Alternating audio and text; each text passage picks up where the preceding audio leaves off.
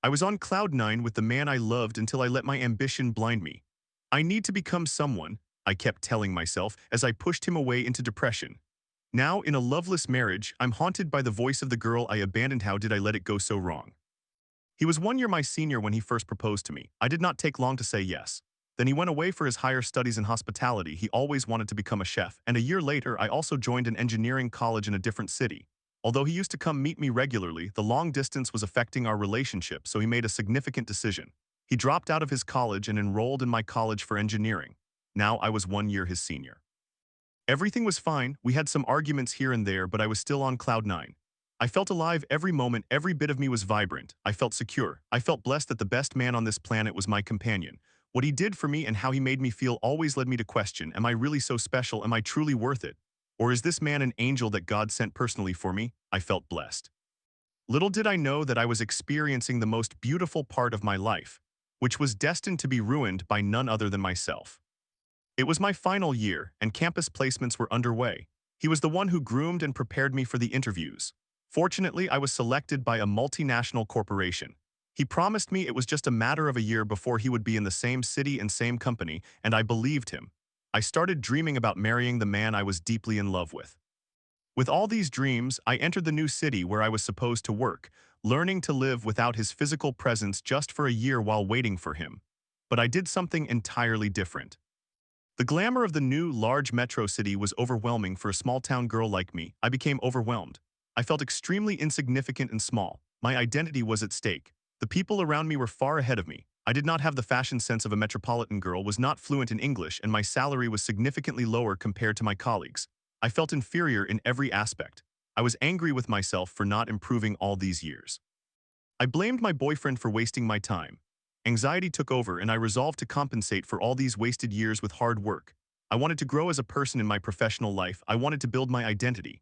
I wanted to be someone because I had forgotten that I was already someone.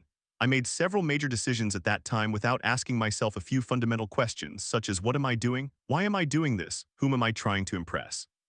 Who will benefit from this? Just why? I wish I had asked myself those questions. I became focused solely on my career. I did not want to break up with my boyfriend, but I also did not have time for this relationship. He was very understanding and supported me at every step, but still, the distance and growing silence between us were affecting him and our relationship, which I was unaware of because I was completely absorbed elsewhere. Not even a trace of my attention was directed toward my relationship, him, his feelings, or my feelings. When I look back, I feel as though I was under some black magic or some influence, completely unaware that my love, his heart, and my heart were all waiting to be united again. A few months passed and I pushed my man into depression by ignoring his calls and texts.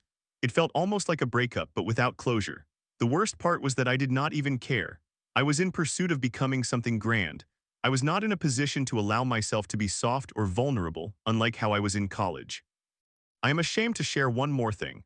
All the girls around me were either dating or marrying men with far superior credentials than my boyfriend, and in my desire to be someone, I also wanted to do the same. I wanted to date and marry someone from the Indian Institutes of Technology, Indian Institutes of Management, or anything equivalent. Luckily, I never found anyone like that. One less regret. A year later, my boyfriend moved to my city. A part of me felt as though something reignited within me, something calm, soothing, and deeply desired by my heart. But the devil within me had other plans. My boyfriend began convincing me to marry him, but I denied him outright. I took him for granted. Although we met regularly, it was no less than torture for him. I knew I was doing wrong, but I was also stuck. A part of me wanted to leave him and focus solely on my grand plan, while another part of me did not know how to breathe without him. This caused immense suffering for both of us. My parents began discussing marriage. First, they asked me if I was dating someone, and I denied it. They registered me on a matrimonial website where I met a man whom I thought was the perfect fit for me. He was from an elite college, worked for a MANG company, and earned in dollars. Again, something inside me, perhaps the devil or a dark force, took over and said yes to the marriage. This marked the beginning of the end. I lied to my boyfriend, telling him that this marriage was being emotionally forced on me and that I would have married him only if he belonged to the same caste as me. I thought I was being clever. Little did I know that he was the man who loved me so much that he could discern lies and truths from my simple gestures, tones, and body language. He realized that I was willingly choosing this marriage. He wished me happiness and left. In that moment, the child within me became an orphan. Even though I was unaware all this time, he had been there.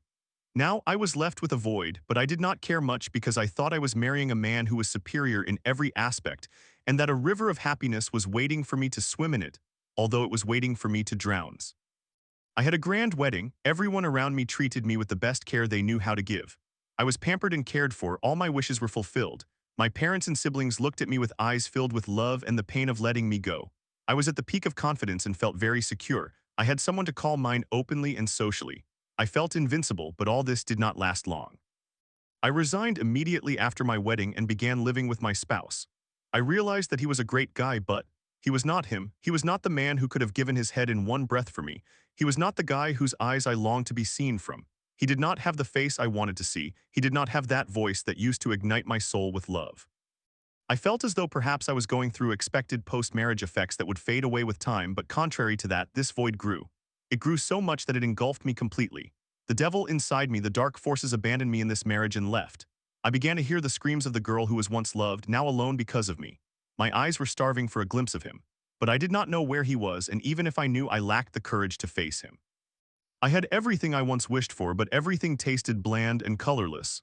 I felt trapped. Somehow, I gathered the courage to send him an email since he changed his number and all I had was his email address. The next day, I received a message from him on WhatsApp.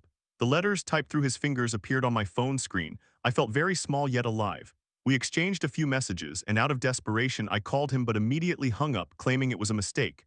However, he saw straight through my mind and called me back. He said hello, filling my ears and bringing me back to life.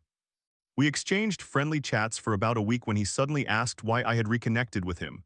Initially, I came up with various excuses, but eventually confessed that I still loved him, missed him, and wanted him around.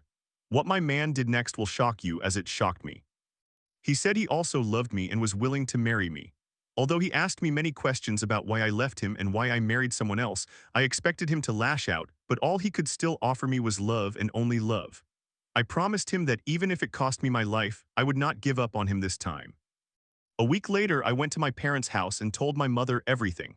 I anticipated a bit of understanding from her. I tried to explain why I was unhappy despite having everything. One major reason for pursuing a divorce was that I did not want to cause more damage to a completely innocent man, my husband. He also deserved someone who could feel for him what I felt for my man. But not only did she misunderstand me, but she also literally forced me to return to my husband's house. I had no choice since I was unemployed. I was depressed, the love of my life was just a call away, and yet I was trapped. The worst part was that I was the one who imprisoned myself, not someone else. My man would ask me to meet him, but I did not want to meet him as a thief, so I asked him to wait until my separation from my husband.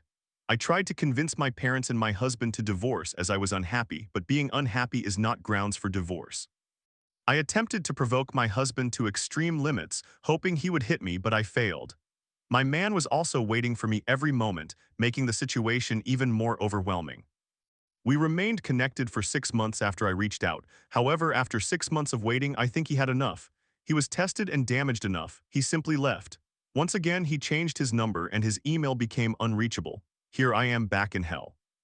It has been almost 4 years since he left and I am still in this marriage. Although I often pretend to be normal, I am not. I am going insane every day. I miss him. My health is deteriorating week by week. His name has become honey trapped in fire. I want to say it every time, but it hurts. I keep cursing myself for what I did to him and to myself. I feel suicidal, but the hope of seeing him one day keeps me alive. Advice to all young people. You cannot force love, create love, or achieve love. You can only pray to God, and if your prayers are answered, love will find you. You will receive love easily and effortlessly. But please do not take it for granted, as it is as fragile as a rose petal. Do not trade even a speck of love in exchange for the entire universe, as that would be equivalent to giving up diamonds for stones. Story 2. I told him I loved him after a year of silently waiting, and he replied, "I care a lot about you," but revealed he was straight. Now I'm left with a heart full of emotions, trying to navigate the space between friendship and unrequited love. Can I stay close without hurting? I am a 26-year-old male, and he is a 34-year-old male. I will not keep you all in suspense. He turned me down. Very gently and very sweetly, as I anticipated he would, but it still truly hurts. I have cried a lot. I met him at work. He was one of my managers for a brief period, and we always had a good rapport. I held a great deal of respect and admiration for how he treated others with such grace and empathy. He grew rather fond of me in a completely professional way and seemed to enjoy my mischievousness, the enthusiasm I brought with me each morning, and how much effort I put into both my work and uplifting those around me. We would exchange glances as we passed each other, and he would grin, laugh, and shake his head affectionately, as if he knew I was about to stir up some trouble. Then I became very ill, and although he was no longer my manager, he spent 8 months by my side, offering unwavering support. I was in a dire situation and uncertain if it was treatable. The way the symptoms manifested was quite terrifying on their own. He became a quiet, constant presence in my life. He looked out for me but never made me feel like I should be more afraid than I already was. He did not let me feel incapable of handling whatever was ahead, nor did he make me feel ashamed for struggling. I underwent a couple of very traumatic procedures and began to recover around 7 months ago, at which point the dynamic between us shifted. He no longer had a reason to be protective over me, yet we continued to orbit around each other and reach out. That is when I genuinely started to feel something for him. I felt an immense gratitude towards him. His face was perpetually lit with joy and pride at witnessing my recovery and my return to happiness. We began to converse casually, and I gradually started to sense a friendship developing. I could have sworn there was chemistry in the way he looked at me. There was so much warmth and affection in his gaze. I tested the waters and began flirting subtly, and he always seemed to respond positively, blushing, not pulling away, leaning into the jokes. I caught him watching me from afar.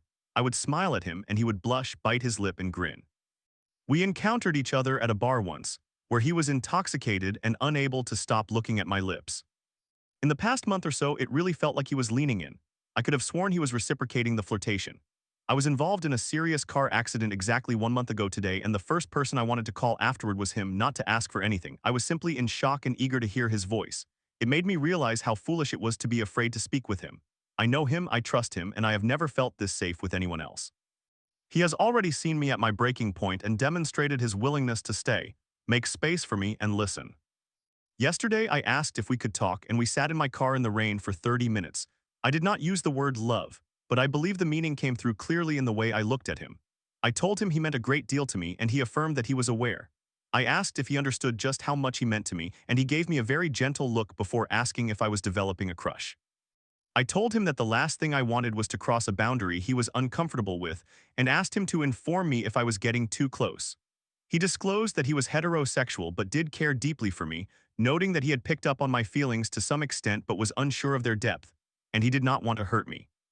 We talked extensively, laughing and joking around. He asked if I was okay and called me brave, and there was nothing awkward or embarrassing about the conversation.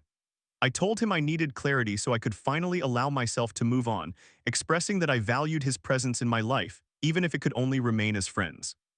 I shared that I would not have felt comfortable discussing this with anyone else, but I was able to confide in him because I trusted he would handle it with the same care he had always shown me. He assured me he would not treat me any differently and that he enjoyed our relationship. I requested that he allow me some time to sort through my feelings, but to let me know if I did anything in the meantime that made him uncomfortable. We returned to work. He noticed me sitting with friends towards the end of the day, probably quite visibly physically and emotionally exhausted while trying to smile and joke around, and he lingered nearby for a few minutes half watching. I am uncertain whether he was checking on my well-being or hoping I would look over and smile to reassure him that things were okay between us, but I could not bring myself to meet his gaze because I knew he would see how much I wanted to cry. I feel somewhat guilty for not acknowledging him. I genuinely do not want him to feel bad about this.